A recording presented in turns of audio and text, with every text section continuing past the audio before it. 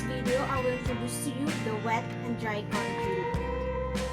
Alam mo ba na ang wet and dry core drill bit, they both do the same job? They are often used in different ways and on different materials.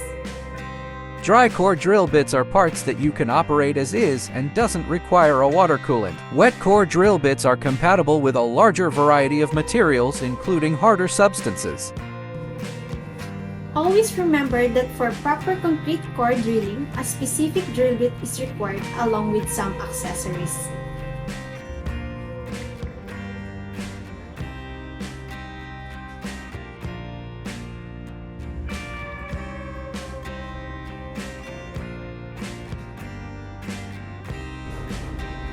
Better choose the high-quality products that provides its effectiveness to your projects. Always accurately choose drill bits for your next project. See you! Please do like, share, and subscribe on our YouTube channel. Again, I'm Pauline from KDG Tools and Equipment. See you in our next video.